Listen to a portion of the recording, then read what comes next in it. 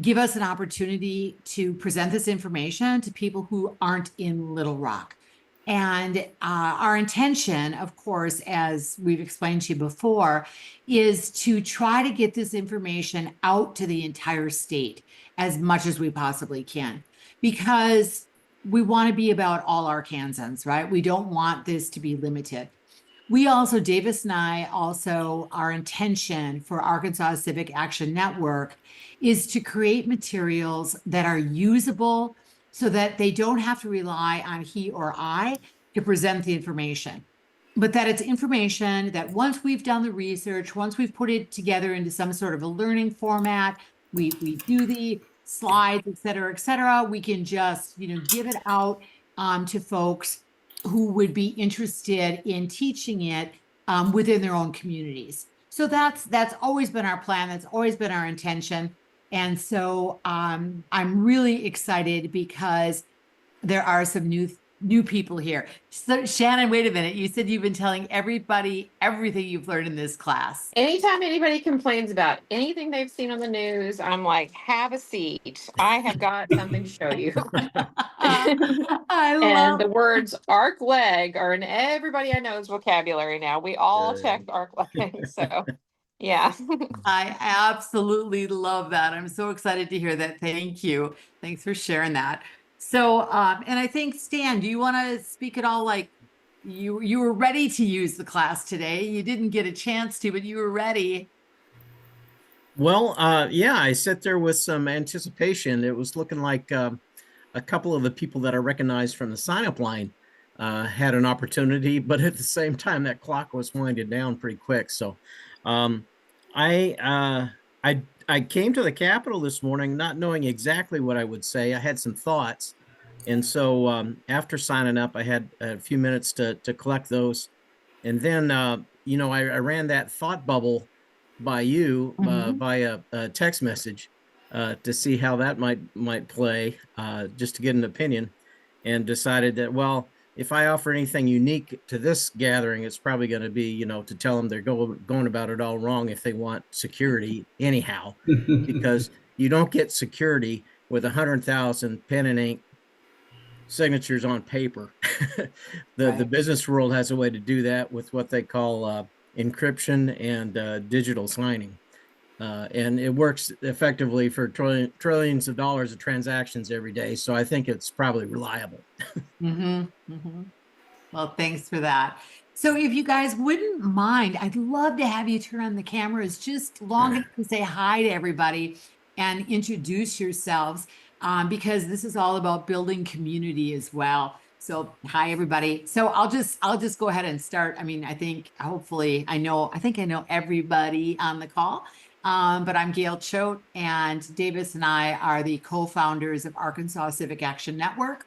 And so we are here to just kind of share our expertise and our experience and the things we've learned along the way with all of you. I think to me today was really powerful. And just what I keep talking about today, let me just fill you all in on what happened. So today there were 6 bills that Senator Hammer was presenting in the Senate Committee on State Affairs and Governance.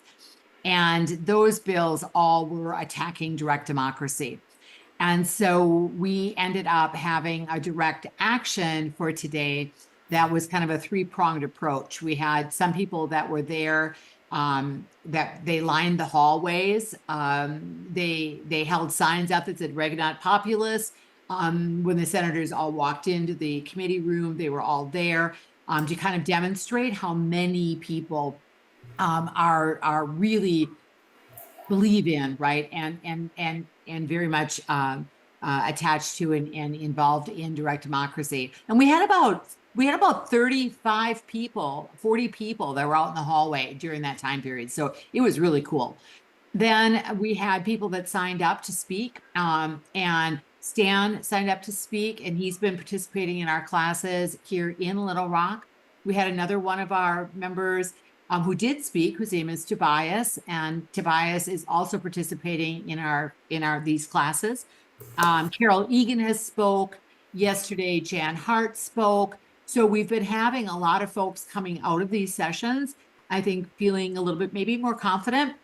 And we've been kind of helping them through that process. So we were really excited about all the things that happened today. And even though the bills passed through committee, we felt like the people won because at least we showed up and we voiced our concerns. And Billy, I got to see your senator again today. Ran into him in the hallway again, and told him that you and I had talked. So that was a nice thing as well. So Billy, would you introduce yourself? Since I just said your name, would you mind starting us off? Just tell us a little bit where you are, who you are, and why you joined in tonight. Yes. Hello, everyone. My name is Billy Cook. I'm phoning in from Fayetteville, Arkansas. And I'm here tonight on behalf of Arkansas Community Organizations. We're a grassroots anti-poverty nonprofit. We're all organizers. We're very grassroots focused. And so civic engagement is our bread and butter. It is how we get our members to focus on the anti-poverty issues like housing and poverty and healthcare, that is, and some of these other things. And so without civic engagement, we have no tools to do our work. So very happy to sit in on this class. Thanks, Billy.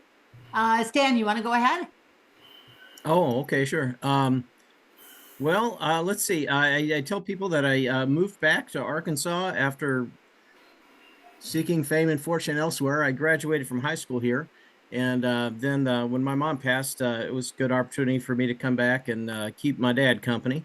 So I'm back in the area, sat around for a few months, wondering what to do. And then I happened upon some activists. I guess the first group I got involved with was a meetup called Open Door Outreach. But eventually from there, I met the free thinkers and then stumbled upon the DSA at Juneteenth. A bunch of groups were tabling there, and the DSA crowd definitely seemed like the coolest ones, the coolest kids, on the block. So at least they aligned with a lot of my own thoughts. So explored that. First time I ever went was August of last year.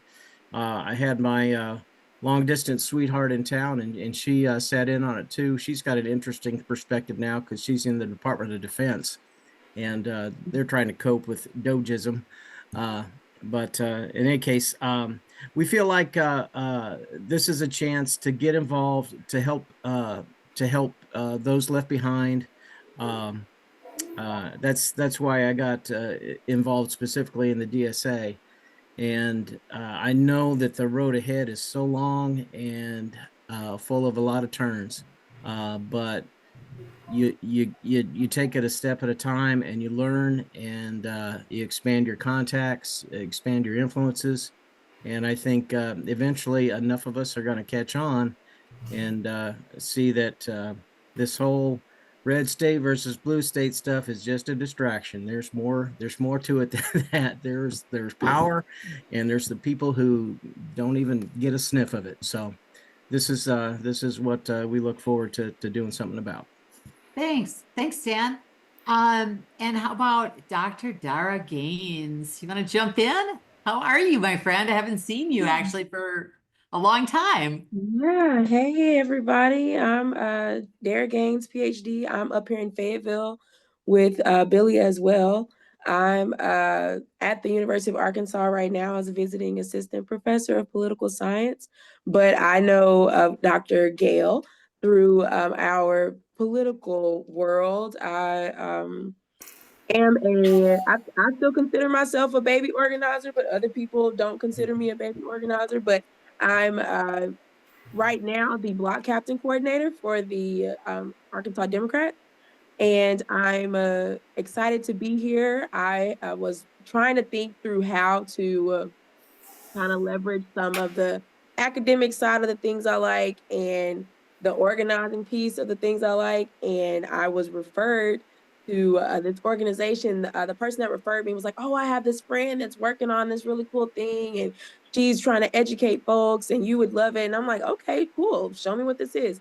And I looked at it, and I'm like, Gail, I know her. So I was really excited when Sarah put us back in touch, and I'm happy to be here to learn. I think this is great what you guys have going on, and it's definitely something we need. I'm looking forward to being able to take some of this information and get it to folks so they can Awesome. use it. Thank you. We are too. We're excited about that too. How about I don't know. How about Rachel? Rachel, you want to say hi? Sure. Thanks. Yeah, you guys caught me learning cozy in my bed, but it feels like this is the place that I want to be learning right now. So here we are. I am in Bentonville, and I have attended the last two of these and have felt like I've learned quite a bit in building some confidence in contacting my representatives. And same as I think it was Shannon, anyone that like slightly talks about anything, I'm like, oh, here, let me show you how you can contact so and so. And I've been sending bills to people that I'm like, hey, this touches your lives. You might be interested. Let me know if you need contact information. So excited to continue learning here. And yeah, I appreciate you all hosting this for us. Thanks, Rachel. And how about Cody? You want to go ahead? Sure. Hi. So my name is Cody Perrin. I live over here in Blytheville, Arkansas, the crown jewel of the Mississippi River Delta here in Arkansas. And I'm actually not affiliated with any organization. I just have tried to get involved with some, like Get Loud Arkansas. That's how I met Miss Gail, or Dr. Gail, excuse me. And once I learned what she was up to, she told me these classes were coming up. I was like, oh, I definitely need to learn more because I know some of the basics, but I don't really fully understand all of the legislative jargon and why things die in committees and things like that. And it has really opened my eyes. And now I'm a political nerd for the state legislature.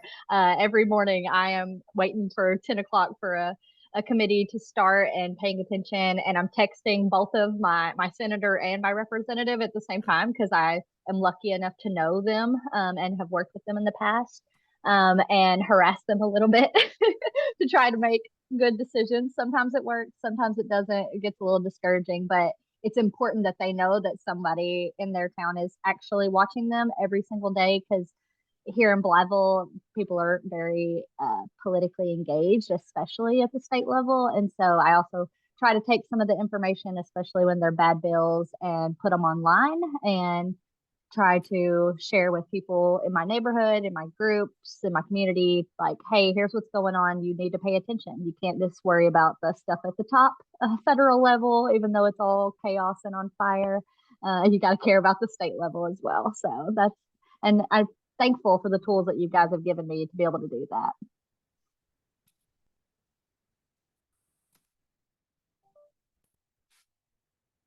Delphia, are you ready? I know you were grabbing some dinner. Yes, you caught me between my first and my second course, so Okay, good. it was a great time to introduce myself. So I'm gonna add my name to attach it to the bottom of the list of political scientists in the room. So I'm a professor at Hendrix and of politics. And I do a ton of engaged learning, and most of my work has been around prison abolition. And public policy, like more on the policy design side of things. No longer sufficient. Need more. And so I'm here in part for myself and in part because I really want to be able to speak authoritatively with my students about the steps they can take to make a difference. And in order to do that, I've got to be practicing it more. Well, thank you and welcome. Welcome to the group. And Shannon, last but not least, you got a minute to say hi? I do. Get my coworkers' K-cups ready for composting. Sorry, I've got a little project, multitasking. I am the co-leader of the Fort Smith chapter of the Citizens Climate Lobby. And I love anything to do with civic engagement. And I'm so grateful for this class. It is so accessible. And I cannot wait to find out when the next session, like after we end, when you're going to do this again, so I can tell everyone I know to get involved. So thank you so much for doing this. It is absolutely our pleasure. Davis, did you want to say anything tonight? Just that I'm glad to see these folks coming in and coming back.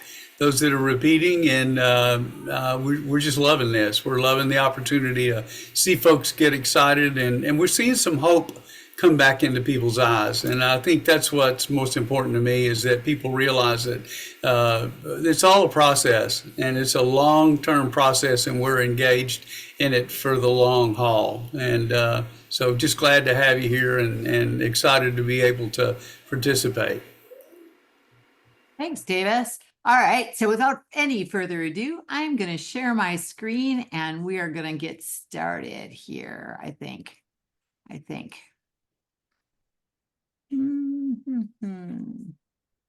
Well, that didn't work quite right. I could click the share button.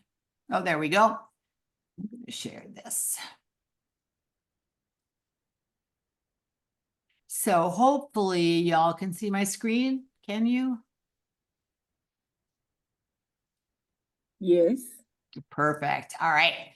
So tonight, let's see.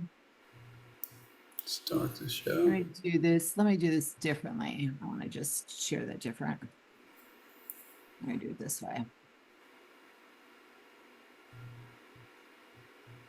Okay. All right. So tonight, what we are talking about is we are in the midst of our sessions that we call Arkansans in Action. And for those of you just joining us for the first time, this series is really designed to give you practical tools that you can use in order to engage with the legislature. Our goal in starting Arkansas Civic Action Network is to have strong, vibrant communities. And we want to facilitate the growth of citizens on their journey toward full civic participation. So our goal is to get everyone in Arkansas engaged. I thought today was a really good example of that. We sat next to, yesterday actually, I sat next to a very well-known conservative voice here in Arkansas. And we were talking about how at that particular committee meeting, we were in the education committee, and how we were kind of on opposite sides of an issue. But today, talking about direct democracy, we were linking arms, right? And we were able to support each other and respect that both of us brought something different to the table. But in the end of the day, we all want the same thing. So Arkansas Civic Action Network we are nonprofit, we are nonpartisan. Davis and I say all the time, we don't care who you vote for, we don't care what you support, as long as you feel like you have the voice to do it and you actually go cast your vote, then we're happy campers. Just by means of housekeeping, a couple of the values and the ground rules that we like to set for all of our programs is to first recognize that we're all here because we have something to contribute. So we're really hoping, this is a small group, so we're really hoping everybody will feel like they have an opportunity and the inspiration, I guess, to share what you know, or to ask questions about what you don't know. We always want to listen to learn and not to speak. I used to say back in my early teaching career, I didn't have to say that so much. But in today's environment, we do. So we just want to make sure that we're listening to learn and that we're speaking to share and move the conversation forward. These are all, by the way, also very applicable things for you to have in the back of your head if you are going into a committee meeting or you are just conversing with your legislator, because we forget sometimes that while they're elected public officials, and they have power, and we're trying to speak to that power, we forget sometimes that they're just human beings trying to do the very best that they can. So we always want to make sure that we criticize ideas and not people. There are especially some members of the legislature that if they feel at all that they're being personally spoken to or personally criticized, they turn off really fast. So again, criticize ideas, not people. Next, avoid assumptions about people or groups. Don't expect individuals to speak for what you perceive their social group to be, but rather always speak on your own behalf. And then finally, just speak one at a time. Now, tonight, because we are a small group, you don't have to raise your hand. You could just jump in if you want. Whatever you're comfortable with is fine with me. But know that while I've got the PowerPoint part up, I won't be able to monitor the chat. So Davis is going to do that for us. But if you just want to just jump in, that would be awesome. Everybody good so far? Yes. I love that. Thanks, Delphia. Perfect. All right. Everybody's good? Thanks. Thank you. Thank you. Shannon and Dara, you're okay? And I think we lost Stan. We're good. Yeah. Okay. I think we lost Stan, but hopefully he'll be Um, back. All right. Okay, perfect. So a quick review from week 2. So that would have been the last time that we met. And I thank Davis very much for leading that particular week. Quick review in that week, in the second week of the program, we talk about how to track bills through the legislative process. So we talk about how to find the bills you might be interested in, how to set up a personalized tracker in the state system, and how to review them. And we talked about how committees are the life or the death of a bill. So things are going to happen in the committee. When a bill is first filed in the legislature, it will be assigned to a committee. And here in Arkansas, things move really, really fast. And really the only time that we have the opportunity for any kind of public input or to add to the debate is during the committee process. So knowing where your bill is going is really super important. So for example, as I mentioned, the direct democracy bills, those came in through the Senate because they were filed by Senator Kim Hammer. So they came in through the Senate side. So their first stop was in the Committee on State Affairs and State Agencies and Governmental Affairs. That was the first stop. The bills, they ended up today passing 5 of them out of committee. 1 they did not, but 5 they did. So the 5 that they passed are now on their way to the Senate floor. We don't know if they'll hit the Senate floor tomorrow or if they'll end up on Thursday, but probably this week. Assuming that the Senate passes them, which is most likely, there will be debate, though, again, on the floor. So Cody, keep at your senator, right? We want to keep every senator now engaged in bills that we care about because the bill will come to the floor next. Now, I want to point you down to the bottom of this screen where it says Legislative Message Center. These are numbers I believe we've shared with you in the past. But if you're not like Cody and you don't have the personal cell phone number of your representative or your senator, these 2 numbers are the best way for you to reach them because these 2 numbers go to a general message center in the House and in the Senate. There's 2 of them. And the people that answer the phone literally write your message on a pink slip. Now, you guys are probably all too young to remember pink slips, but in an office setting, they're these like while you're out tickets and they're pink, right? When you call your senator or your representative through the message center, they take that pink slip and they walk it to them on the Senate or the House floor. And when they start to see these pile up because so many people are contacting them, or when they hit the floor during the session, which is normally in the afternoon, and they see theirs, but they also see everybody else's, it makes a really big visual impact. And you all know, because we're all the same, right? We have a tendency to not always read all our text messages. I used to work for Apple, and I would look at people's phones when they would come in, and they would have like, 200 in the red bubble, right, on their phone. They just, not everybody looks at them. So this is a good way for you to get in touch with people. the pace is fast and furious. So those 5 bills, for an example, they were voted out of committee today. On tomorrow or Thursday, they'll hit the Senate floor. If they're approved, they're going to end up in committee on the House side on Monday. So we're kind of, we're preparing for that right now. While I mentioned earlier that Arkansas Civic Action Network is a nonpartisan group, the reason we are working so hard on these direct democracy bills is because we believe that direct democracy is a bipartisan issue. That's something that affects all Arkansans, right? That's not a red issue or a blue issue or a Republican issue or a Democrat issue. That's a all Arkansan issue because it's something that's enshrined in our Constitution.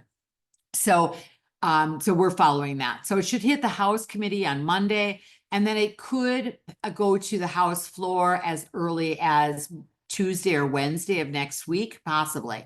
So if you look at that, then it's like less than a week for a bill to make it all the way through the process.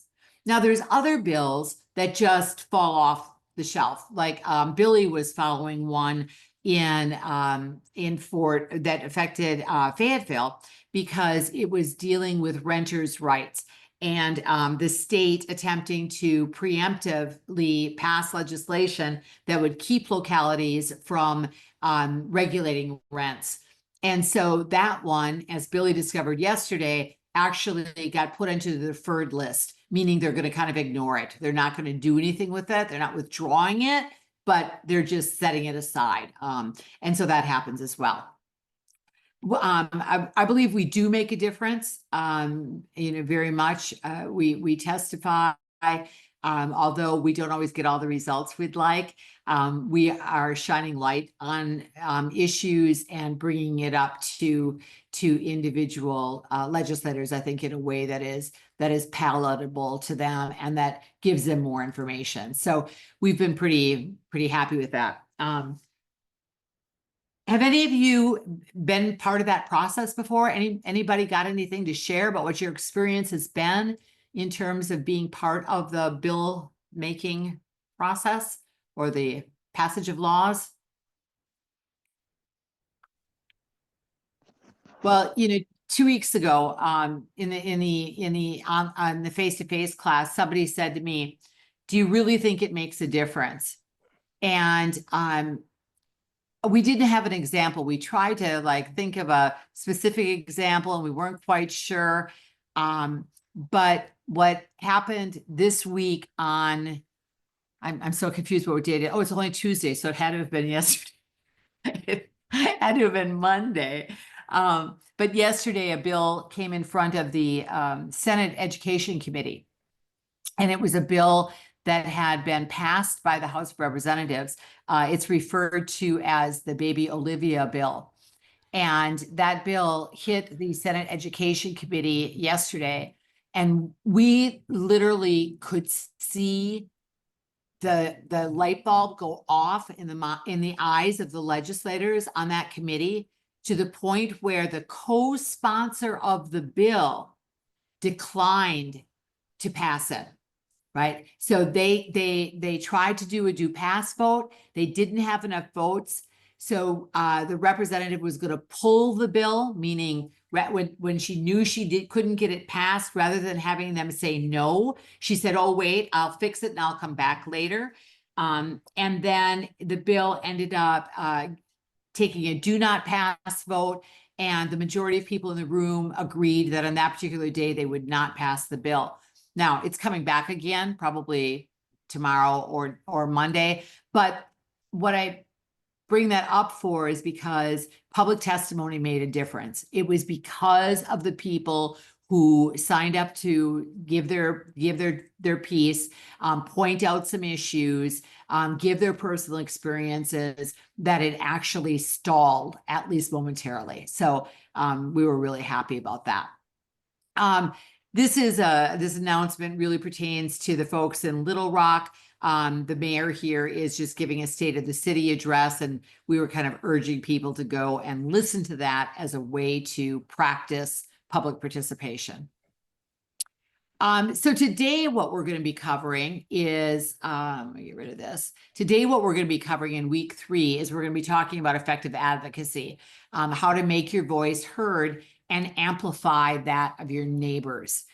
So the learning objectives for this class are to gain the confidence in your ability to advocate for issues you care about, to be able to develop practical skills to effectively communicate with policymakers and the public, to understand how to leverage different advocacy tools, including public comments, legislative meetings, social media, and op-ed. And then finally, to build connections between yourselves with other emerging activists in order to be able to strengthen your collaborative skills. Sound good? And we're going to do all that in an hour while we're eating. So it's going to be fun. Why does advocacy matter? This is the question I'm going to ask all of you. Why does advocacy matter? So I'm actually going to put you into breakout rooms. So we're going to try this to give you an opportunity to just share with somebody else. I'd like you to, in the next 3 to 4 minutes, talk about a personal experience or issue that you care about. What got you, into this? Why are you advocating and for what? Who does your advocacy impact? And then finally, why are you specifically the one who can make a difference? So in order to do that, I have to do that. And I'm going to go to breakout rooms and let's see, we have 1, 2, 3, 4, 5, 6, 7 people. So I'm going to create 3 breakout rooms and I'm going to let the computer put you into them. Okay. You guys ready? And I'll come back and get you in about 4 minutes. All right, here you go. So in group 1 is going to be Billy and Delphia and Rachel. Room 2, Cody and Shannon and Stanley. And room 3 is going to be Dara and Davis. Okay, here you go. Bye.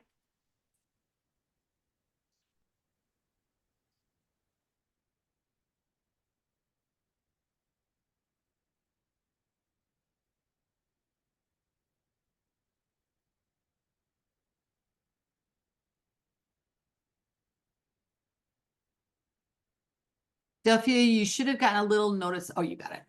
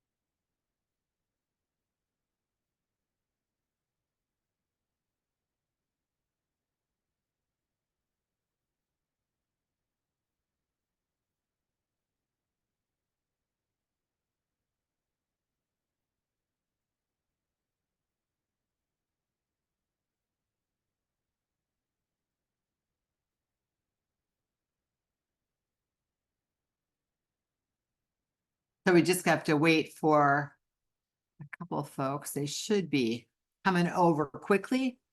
Did you learn something?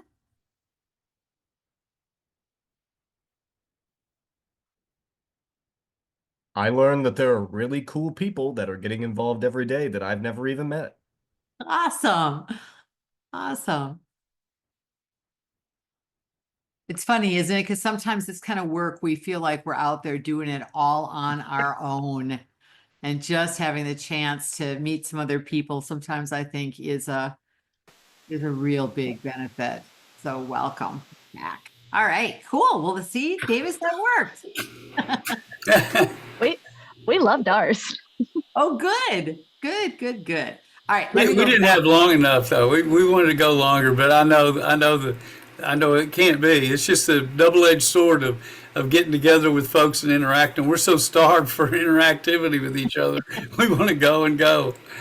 Yeah, I hear you. Okay, but oops. Oh no. What It's did I okay. just- Oh, you were okay. I thought I lost you there for a second. There we go. Yeah, we're good. Fine. Okay, there we go. So let's go on from there. So what we're going to start by talking about today is public comments. And public comments are really any opportunity that you have to speak for or against a bill before it enters that final debate in the committee. So normally what will happen in a committee is that the sponsor of the bill will do what they call running the bill.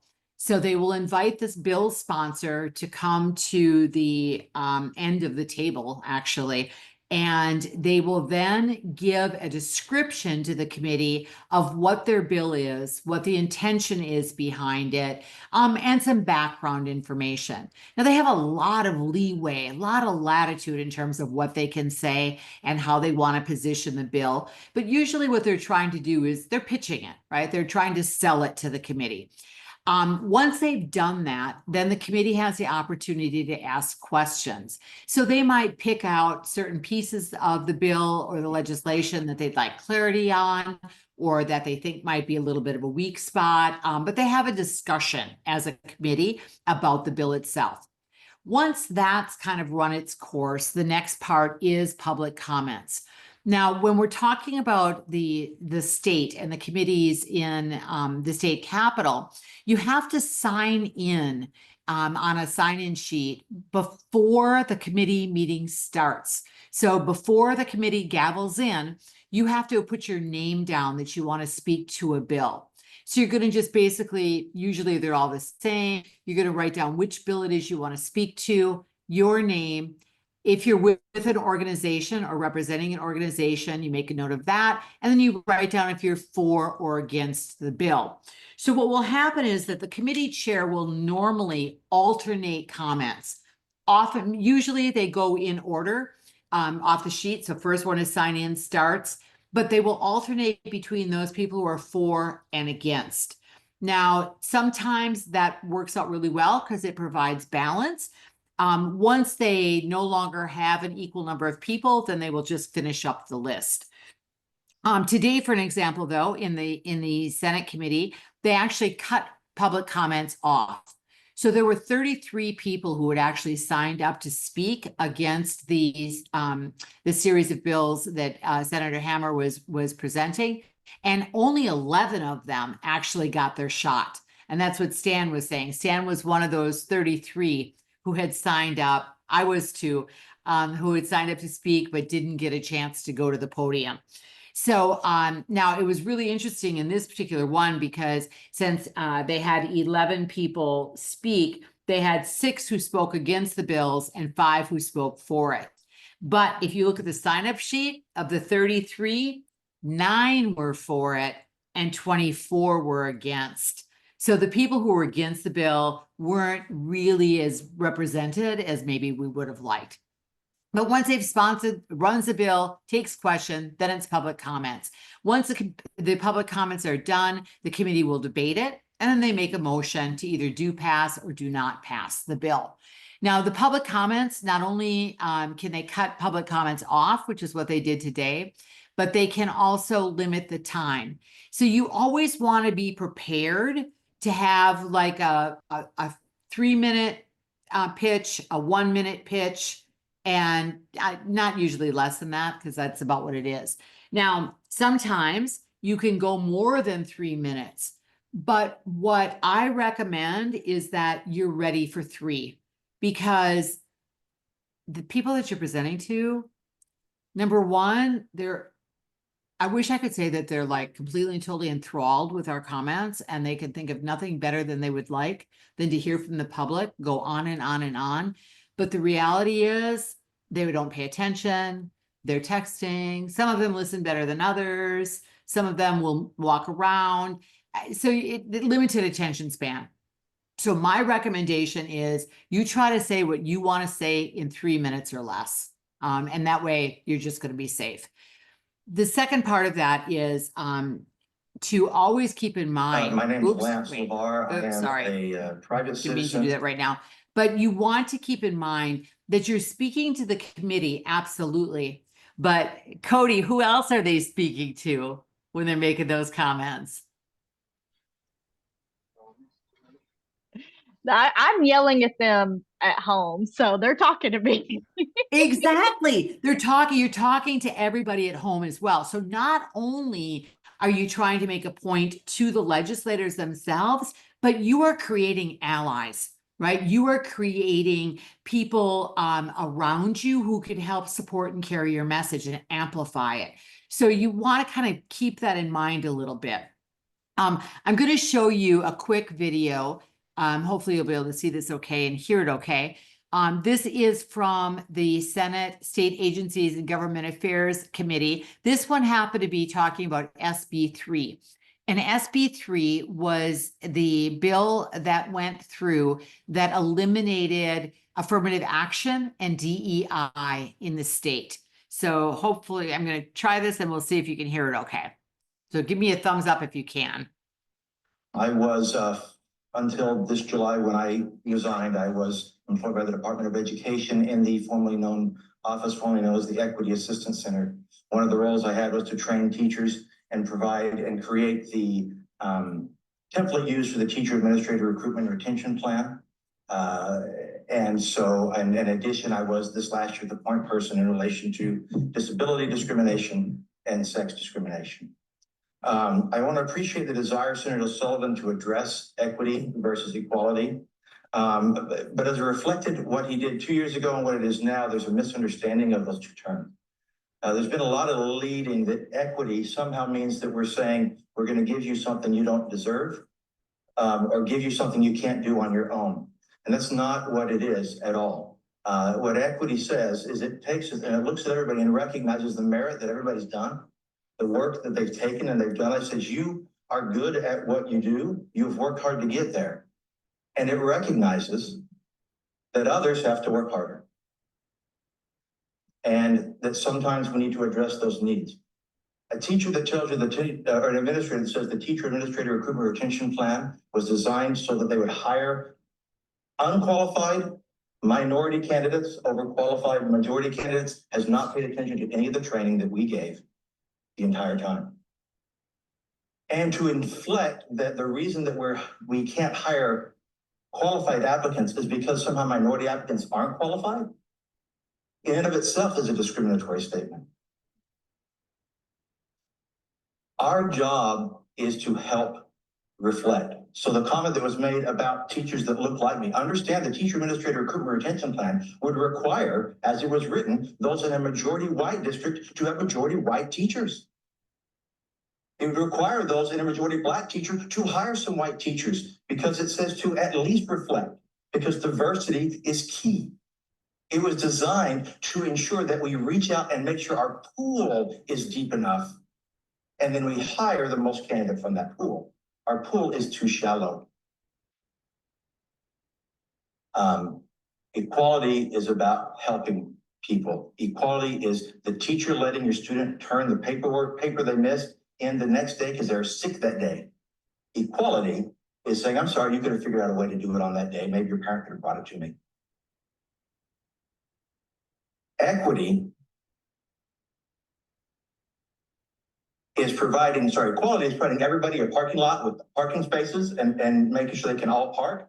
Equity is making sure we have spaces for those who have disabilities that have more struggle getting into those buildings. Equity is the prodigal son's father. Equality was his brother. All right. I will take any questions about any of the work that I've done or any of the questions I have, especially the teacher administrator recruitment retention plan that was so important in this discussion.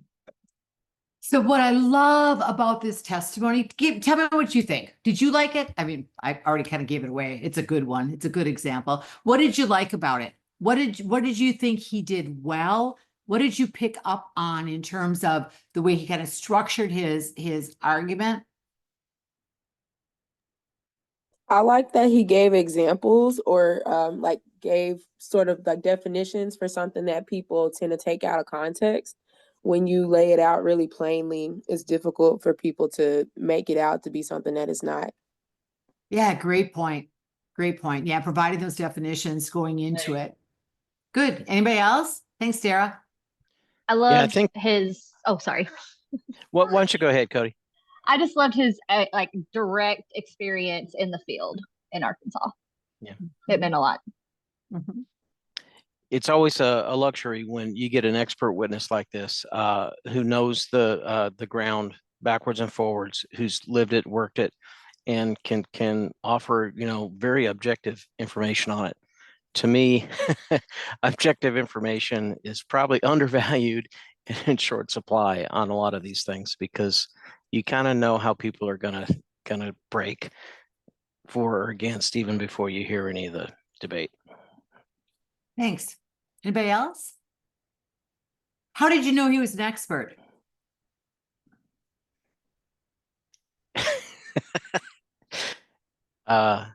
He knew what he was talking about. I mean, he's lived it and teached it. And how do you know that? Well, if he wasn't, he was damn convincing. So, Well, okay. He gave his background. Yeah. He started by telling his qualifications for even being there in the first place. And then he backed it up with the obvious knowledge that made it a powerful testimony. Yeah, absolutely. Delphia, did you have something you wanted to add? I was going to say, I think he demonstrated his expertise even after saying his credentials, just with his fluency of the issues. And that allowed him to respond directly back to previous comments, including those he felt were mischaracterizations. Yeah, absolutely. And, so the first thing I want to say about giving public testimony is decide where you're going, right? And decide in the beginning how you create that opportunity to be that expert. Because even if we don't have the kind of work experience that he has or the kind of credentials that he might have, we're all coming to that table with some sort of background that we think makes us the person to talk about that issue, right? So if you're going because you're a mom, that's completely and totally legit to say, I'm here because I'm a mom. Let's say, for an example, the Baby Olivia bill, which is about curriculum for fifth graders. I'm a mom of 3 children who are ages, 10, 12, and 14. And I'm concerned about this bill because as a parent, blah, blah, blah, blah, blah. That's credentialed, right? It doesn't have to be like this work-related expertise or your educational background necessarily. It can be whatever puts you in that seat. Lay it out in a couple of sentences at the very beginning so that the committee knows where you're going. I think that's one of the things he did well. Delphia mentioned that he spoke with such fluency and command. And one of the things I love about his presentation is you can watch him look at every member on the committee. He's actually challenging them to not listen to him, right? By speaking directly to them. And I love the way he does that as well. Anything else that y'all liked about it or anything you didn't like about it?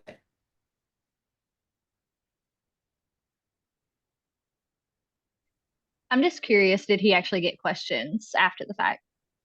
Yes, he did. Yes, he did. And not only did he get questions in this committee that he was allowed to answer. By the way, if they limit your testimony to 3 minutes, that doesn't include the questions. So if you actually get questions from the committee, it allows you the opportunity to expand, right, on what it is that you're presenting. But not only did he get questions here, but I saw him make the presentation. This bill started in the Senate and then made its way over to the House. And so I saw him in the House State Agencies Committee as well. And he learned from the questions in this one and adjusted his testimony the next time to be able to address those. He's really good. Anything else? Okay. So the first thing that we recommend that you do is to set a clear intention. Plan on plan on not having any more than 3 minutes to state your case, but start with what is your goal of your comments? What is it you want to make sure that the committee walks away with after they've listened to you, and keep it to one thing. Because like I said, it's very difficult to keep their attention. And if there's too much information, it gets lost on them. This is why Katie Porter is so famous for bringing her whiteboard, in to keep people focused. We aren't always allowed to do that here in Arkansas. Although there's one time that I presented to a committee that I actually gave them a white paper, and the committee chair passed it out to the entire committee. So I was able to give them more information and more data than I would have otherwise. That particular day, my goal was to try to get them to understand that at that point, they had not considered any data. They hadn't talked about data. They hadn't looked at unintended consequences. They hadn't looked at other people's experience from a hard data standpoint. So I went in specifically to speak to that. So I brought them a white paper as part of it. Decide why you're the best person to speak, and then put that into your introduction. And then also decide, are you announcing, advocating, or amplifying? What's the purpose? Are you the absolute expert in that subject, and therefore your point of view really matters to the committee? Or are you speaking on behalf of another group, right? Or are you simply amplifying somebody else's message? So depending upon where you are in the speaking order and how fluent you are in the subject, you may want to switch your post, right? Switch your position. If I have something I want to say in a committee, but 5 people ahead of me have already said that same thing, rather than announcing it, I can start to just amplify their message, add to it, right? That old improv trick of saying to yourself, yes, and what am I going to add to it? What can I bring to the table? So I recommend that you kind of sit and you think about those things while you're there. Now, as Stan learned today, you oftentimes have to do things on the fly, because you'll pick up on things that committee members are saying. You'll want to address an issue that they have. And you certainly can do that and should do that, right? It's kind of that same thing if you're selling. The next thing I always recommend is that you know your audience. Who's on the committee, right? You are speaking to them for sure. So have an idea of who's there. Are they Republican? Are they Democrat? Are they progressive? If they're Republicans, are they conservatives, or are they more libertarian? What is the way that they normally vote on things? Where are they from? Like, for an example, are they from an urban center? Are they from a more rural community? Does where they're from in any way influence the way they might look at this information, so that you want to add another piece into it? What do they seem to care about? So for example, when I see Senator Sullivan sitting on a committee, Senator Sullivan was an educator. He was a teacher at one point in his career. So he cares about education, right? So that's something that you can talk to him about, the role of education. He's also from a county that has no diversity, right? His Senate District 20, which is what he represents, is 97% white and 3% minority, as compared to the state, which is 75% white, 25% minority. So he's going to see things from a little bit different lens than perhaps like Senator Flowers, right, might see it from. So you want to just kind of know where they're from and how that might influence them, what they seem to care about, and what you observe about them. If you listen to their questions of the sponsor, if you listen to their questions of the other people who've spoke before you, you'll be able to tailor your remarks in a very powerful way. Gail, can I interject something right there? Of course. Great example of what she just talked about is what she did in her own testimony the other day, because she was able to point out that because of the percentage well, she talked about the fact that legislators are source charged to respond and to their constituency. But in that argument, she pointed out that his constituency was basically one race of people that are going to have a perspective that's going to be maybe not representative of the larger population. So that was a part of her testimony. She kind of caught that one before they could even address it, and pointed out why. And they questioned her about it, and she even reiterated that. So that's a great example of how you can make a solid testimony that kind of gets ahead of the issue or the question, because she done her homework on his constituency, and she knew how to respond to that. Thanks, Davis. Delphia, did you have something? I was just curious about how common it is for all committee members to be at a hearing. Usually they are. Now this week we've seen some absences, but never more than one person, because the way the committee structures are set up in the Arkansas legislature is, in order for a bill to pass out, it takes 5 yeses. So it's not a quorum. It's not a percentage of the people that are present or a percentage of the quorum. It's a percentage of the committee. So the committees are normally 9 people. So you have to have 5 to get it to pass. So because of that, they're usually all there. Not always, but usually.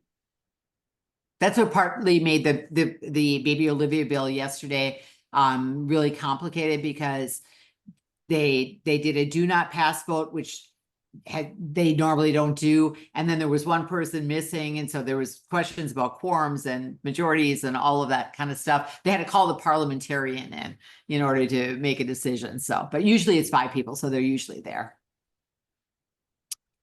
Anybody else got anything? Any questions? Okay. You also, of course, want to think about your secondary audiences. You're going to have media there, right? And I know in the last couple of weeks, I've been interviewed on air twice because of my testimony, right? Then they came up afterwards and wanted me to clarify something. You're going to have other collaborators there. And of course, you have the general public. And then you have people like Cody watching from TV at home. So, and by the way, for all of you, if you don't know that, you can, all committee meetings, and as well as the general session of the House and the Senate, are live streamed. So you can watch them as they're happening. It's sometimes frustrating because you want to jump in and say something or do something, and you are kind of forced into this just observing role, but it is a possibility. And to do that, you just go to the meeting list for the day, and there's a little button that will say video. And if you click on that, you can watch it live. Once the committee has adjourned, or the House or the Senate have adjourned, you can go back and watch those videos anytime. So if you want to kind of see what's happened before to a bill or whatever, you can get to them. I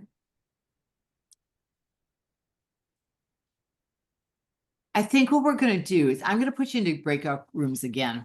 And what I would like you to do is I'd like you to spend like, let's see, what time is it? It's, let me quit sharing. It's 7:07. I want you to spend like 10 minutes talking a little bit. I'm going to put you into groups of 2 this time. And so that you have a little bit more opportunity to just talk. And I'd like you to think a little bit about, if you were to be asked to speak on a committee, What is your expertise? Pick out something you care about, and just if you don't know if there's a bill pending about it, just make something up. But what is it that is your expertise? How would you introduce yourself? Maybe make some notes on it, right? What do you think would be the main thing that you'd want to discuss with that? And we're just going to have a little bit of practice time. Okay. So I want you to kind of work with your partner on for the next, say, 10, maybe 15 minutes about how you would present something. So Stan, you could practice what you were going to do today, right? All All right. So I'm going to put you guys into rooms. Everybody knows what to do? All right. Cool. See you soon.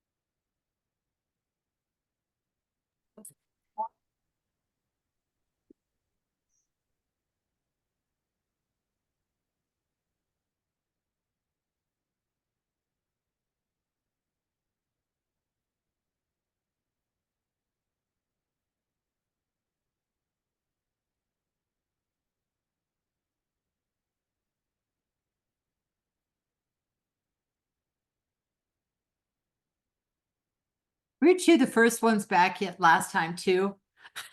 I think I was part of that group. Yeah.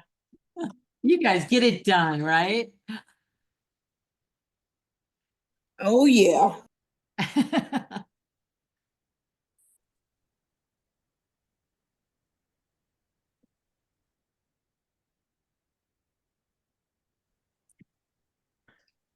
All right, welcome back, everybody. So did you come up with some good ideas? Yeah, you ready to testify tomorrow? You bet. All right. Well, it's one of those things, sometimes you just have to be prepared, but I think, the same idea works for any level of governance that you have the opportunity to present to, whether it's the state legislature, it's school board, it's a city council, any of those groups. It's kind of the same, I think, basic thing. Oh, Dara, we decided we need to practice managing our frustration. I can understand that for sure. And Cody, you can practice this on your husband. Pretend he's the city council person. Oh, wait, he is. Uh, All right. So I'm going to just share my screen one more time and kind of bring us back here. And, the thing I like to say is that it's like, you're going to bait and set the hook and then slowly roll them in, right? So you want to command their attention early on in the presentation and then try to hold it through eye contact, through just pausing. It's the other thing. I don't know if you noticed it in the short video I showed you. He did a really good job of stopping, right? And just letting him kind of absorb that information. And the other thing I like to always just remind you of is that you're storytelling here, right? You're telling your story as it relates to this bill. And remember that all good stories have a beginning, a middle, and the end, right? So the beginning is who you are and why you're qualified to speak to that committee. The end is what you want them to do, the conclusion that you want them to reach. And then the middle is just getting them there, right? So as long as you know your beginning and your end, it's kind of a little bit easier to adapt the middle depending upon how much time you have, right? But kind of think about it like a story. Now, I've got 3 examples that we're going to go through real quickly. And this is basically the same general idea. So what I'd like to do is I'm going to bring it up on the screen, and I would like somebody who would volunteer to read what comes up. And I want you to do it. Oh, wait, I should have Dara do it because you're trying to manage your frustration. Isn't that right, Dara? Was that you? Okay, then this is yours, okay? So I want you to not manage your frustration necessarily, but go ahead and take a look at this particular testimony. And could you read it out loud for us? Sure. I just don't understand why we don't have a spotlight on our street yet. It's so dangerous. I have 2 little kids and they play outside all the time. Every single day, I hear cars screeching as they try to stop last minute, and I'm terrified that one day it won't be in time. It's only a matter of time before something tragic happens. Do we really have to wait until a child gets hit before we do something? I mean, I see people speeding down this road constantly. No one slows down. No one cares. I can't even let my kids ride their bikes because I don't trust that drivers are paying attention. It's honestly ridiculous that we even have to be here begging for this. How many close calls does it take before you listen? We need this stoplight now before something horrible happens. Thank you. Great job. Great job. Oops. So with that being said, what do you think of that? Do you think that would be a powerful public testimony? If so, why? Or if not, why? Well, I feel as though my testimony, no, I'm kidding. I think I there's a lot of emotion here, and I think it might appeal to someone who might already be sympathetic to it, or somebody that might also have kids. But especially if it's me or a mom or somebody giving a testimony, they might also look at it and be like, oh, this person is irate. They're just up here yelling and they're just they don't really understand the logistics and blah, blah, blah. They didn't really follow the rules that we talked through, like stating your qualifications or like what your purpose. Well, she said, no, sorry, she did. She said, well, sorry, not she. This person said that they have 2 kids, but I feel like they could have started with that instead of, I just don't understand why we don't have a spotlight. It's so dangerous. I mean, excuse me, a stoplight, et cetera, et cetera. I feel like it was too emotional, but that also might just be the academy having drained me of emotion.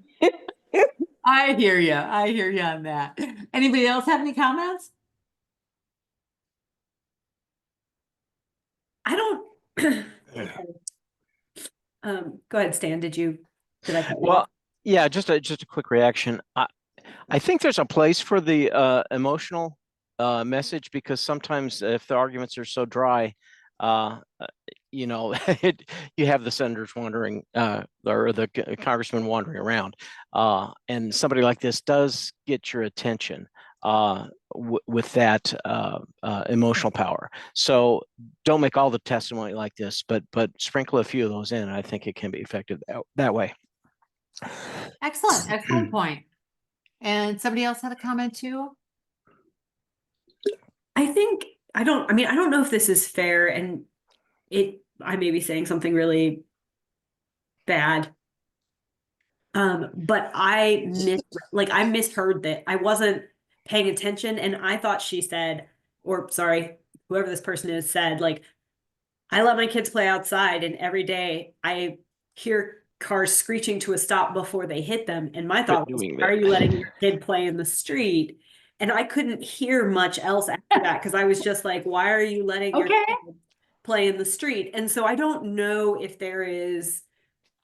we have to be careful about saying things that then people could say, well, we don't have to listen to you because you do things like let your child play in the street, and then you want a stop sign. You could also, does that make sense? Like, Yeah. within you for Absolutely. And I think one of the things that you're pointing out is that sometimes when the testimony is really highly emotional, all you hear is the emotion rather than hearing the facts that somebody is trying to lay down, right? It kind of gets lost in the emotionality of it.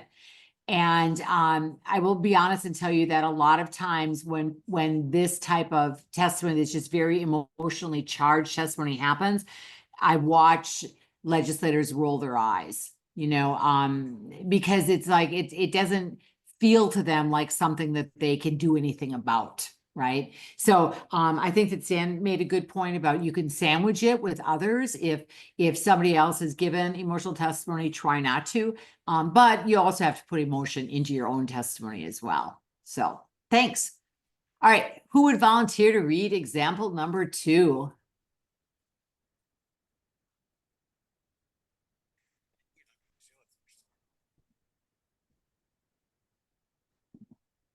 Will somebody read example number 2? I'll do it. Okay, thank you. Here you go. Oh, for heaven, good Lord, that's really tiny. All right. Shall I go? Yep. Great. There's more. Oh, okay. There's the whole thing. Okay. Sorry. Okay. Good evening, Mayor Jones and directors, and thank you for your time. I'm here today because my neighborhood desperately needs a stoplight at the intersection of Street A and Street B. As a parent, I see firsthand how dangerous this area has become. My 2 young kids love to ride their bikes and play outside, but I live in constant fear because cars speed through this intersection every day. In the past 6 months alone, we've witnessed multiple near misses, drivers slamming on their brakes at the last second to avoid hitting pedestrians. Just last week, a car swerved into the sidewalk to avoid a collision. We shouldn't have to wait for a tragedy before action is taken. A stoplight would slow traffic, protect pedestrians, and make our community safer. I've spoken with dozens of neighbors who share these concerns, and many of us are willing to support this effort in any way we can. I urge you to prioritize this issue and to help us prevent what feels like an inevitable accident. Thank you. What do you think? What's your reaction to that one? I think my testimony was good. It was so good. You killed that. I loved that it actually listed Street A, Street B. It was really level-headed, She did a great job. Yeah, it was very specific. It's very specific. It's personal, and yet it is, I mean, obviously there's concern that comes through, but it's not that emotionally charged approach. So it's another way of doing it, right? And I think the thing that is also important to recognize is that whatever approach you take, it has to be authentic to you. It has to be authentic to you. I kind of prefer this second one because I think the other thing I really like about it is that final paragraph that gives the benefits of it's very specific about what the person wants. They want a stoplight. Why? It would slow traffic, protect pedestrians, and make the community safer. Then they bring in the fact that they've spoken to dozens of other neighbors, right, who share the concerns, and that they're willing to support the effort in any way they can, which makes it a partnership, right? So I think there's a lot of things in this one that are good. Doesn't mean there's a formula to this, because there isn't, but I just point those things out to you. And then third, we have what's called an elevator pitch. Now, one of the things we've talked about that makes Arkansas so great is that our legislators are our neighbors. We run into them at the store, on the street, at church, all over the place, right? And sometimes you just have to have a 30-second little blip that you could just spit out, right? You don't want to corner your legislator into a corner at a cocktail party and give them, a 15-minute tirade, right? You want to do something just short and sweet. So that's what this one is. So would someone read this, please? I'll take the short one. Thank you. It's an easy one. Here you go. Hi, Director Last Name. I live near the intersection of Street A and Street B, and I'm really concerned about safety. Cars speed through there constantly, and in just the past 6 months, we've had multiple near misses. Drivers slamming on their brakes, even swerving onto the sidewalk. I have 2 young kids who love to ride their bikes, but I worry every day that a tragedy is just waiting to happen. A stoplight would slow traffic and protect pedestrians. Our community is ready to support this. Can we count on you to help make it happen? Short and sweet. These are the kinds of pitches that oftentimes we make if we do a phone call, or we could structure it into an email, right? So they're that just very to the point. Give some background information about who you are. I always say that you should put in also that you're a constituent if you are, and what the problem is. Define the problem very quickly, and then present a solution, and then just ask for support. So really, kind of concise and to the point. Make sense to everybody? If you don't have bullet points on cards to pass out, this is about the way to do it. Yeah, exactly. All right. When we get down to this elevator pitch, it then becomes even easier to do things like put it on social media, whether that's on Twitter, Facebook, Instagram, TikTok. It gives you that opportunity to really kind of boil down what it is that your point is and make it very, very quickly. When we talk about social media, it has to be something that people can digest very quickly. I always think it's funny because I got really addicted to TikTok during COVID. And but I'm now at a point where I can't even watch a minute video anymore, right? It's like swipe, swipe, swipe, swipe, swipe.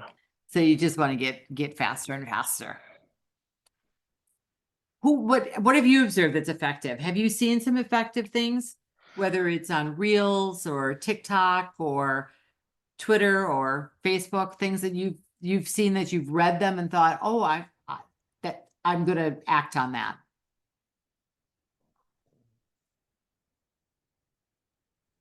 My new addiction has been Substack. So reading, Oh. real writing, Absolutely. no character limits. There's so much great journalism on Substack that has led me to actually call people and yell at them on the federal level mostly. Are you following my Substack? Yes.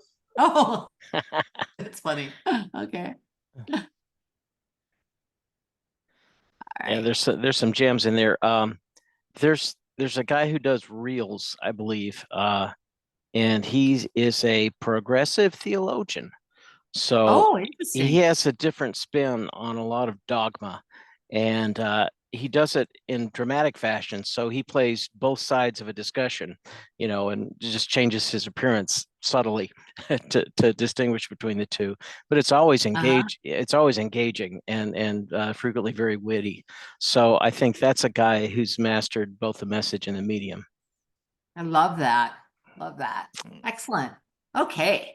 All right. So moving right along. Op-eds is the other thing that we wanted to talk to y'all a little bit about. And we had Kelly Grapp did just a really quick presentation for us. I want to give you her bullet points that she gave us, which I thought were really helpful. Kelly has just been really successful in doing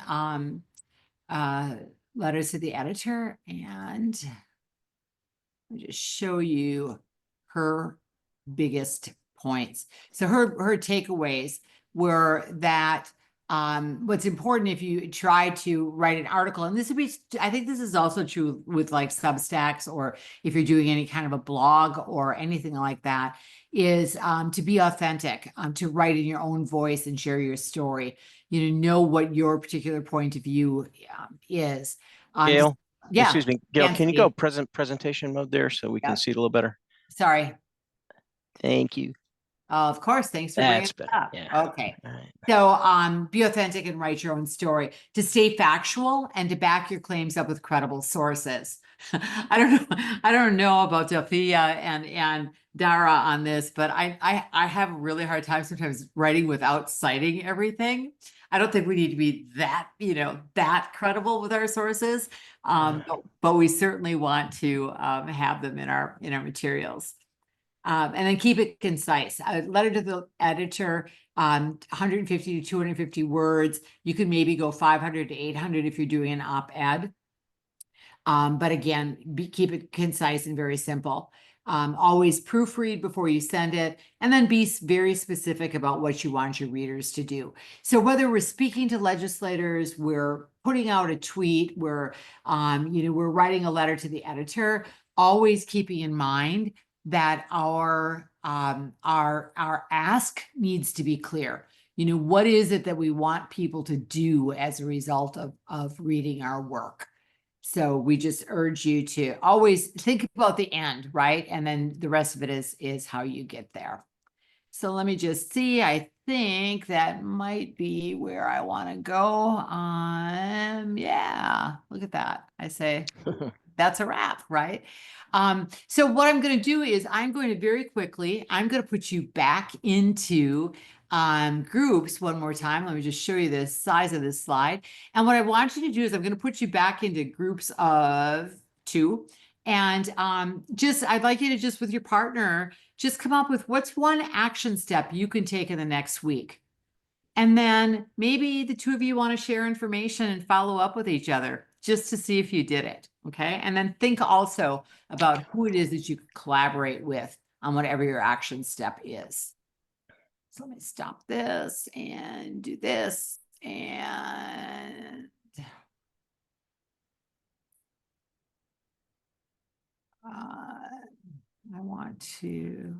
I'm just going to send you into the same rooms you were just in. So here you go.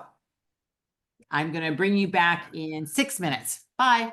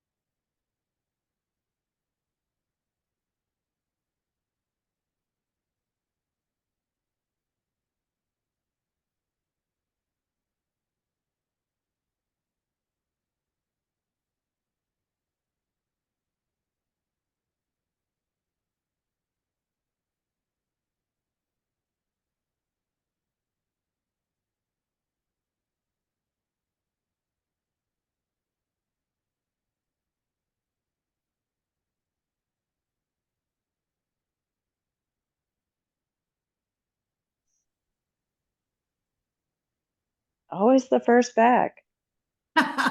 You're quick. We are.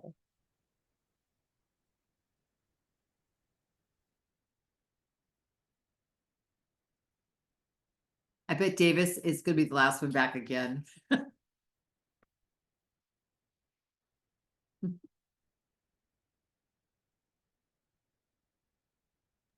This has been great, Dr. Choate. Yeah, you like it? Yes, I'm so glad that you're doing this. I'm just going to keep saying that. Thank you very much. Oh, I am so glad. I'm so glad that somebody hooked us back up together, right? Oh, look at it. Who's that little guy? He's okay. You say hello. Hello. Hello. He is wanted all up in this Zoom, y'all. Oh, I love it. If this one's not precocious in politics, we don't know what. Gets in trouble sometimes for some of the things he says at daycare that he hears at home. Oh no. You gotta be careful about debating in front of him. That's so funny. That's so funny. Well, so you got some ideas? You got some action plans? Some things you're gonna do? Awesome. Awesome. Well, we'll be back together again in 2 weeks. I'm really super excited about our next session. Our next session is on policy development. So once a bill has been passed, of course, it goes to the governor to sign or to veto, but nothing, she signs it all, I think. So it goes to sign, and then the proof is in the policy making and setting the rules and the regulations that are going to be used to enact that policy. So next week, next time we meet, Sam Watson from For Our People will be joining us, and he will be leading us through that conversation. For Our People is a policy institute, nonprofit, nonpartisan, and I think they have some great things to share. So he'll be with us. And then 2 weeks after that, we'll be talking about direct democracy, or whatever's left of it by then. And we'll be joined by Stand Up Arkansas, as well as Kristen Higgins. Kristen runs the Center for Public Policy for the University of Arkansas in the extension offices. And so she'll be talking to us about it from her perspective. And then the final week is we'll actually have a judicial panel. And if it's okay with y'all, we might actually have you join in via Zoom to the live group. So we might bump you up 1 week if that's acceptable to everybody. I'll let you know when we get a little bit closer. But we have a panel of attorneys who are going to be there live with us, talking about if all else fails, we sue them. So like, what do we do? What do we do if the laws are unconstitutional? Like that was a big debate today, right? Stan and Davis, and yeah, Cody, you listened, right? A big debate about like, are these laws that you're trying to pass are they even legit, right? So we're going to have some attorneys talk about that. So I think it might be beneficial for you if you're available to just plug in that night that we're doing it live. But with that said, any questions, comments, thoughts, closing remarks? Thanks for the tips on statement presentation and the strategies in different forums to tailor that. I think that's effective coaching. Okay. Thank you. I just want to say that this was an amazing training, and the breakout groups were awesome, and the examples of comments were very helpful. Yeah. Excellent. Excellent. Davis, anything you want to add to the end here? No, I think you did a great job, and I think this is an exceptional group, folks. Really tickled to have you guys in, and I hope you'll make all the rest of them just because of the dynamic and the energy that you bring to the whole thing. So more power to you. Just keep on and reach out to us if there's anything we can do to support you in your advocacy work. Don't hesitate. You know how to reach us, and if you don't, then let us know right now how we can fix that and make sure that we know how to communicate. Yeah, there you go. Yeah. For sure. So, but good luck to all of you as you continue this week, and thanks for being here.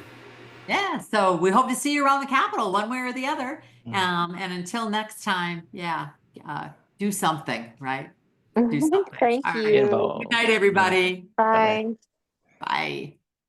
You stay there. Okay. Are you still there? I am. I just let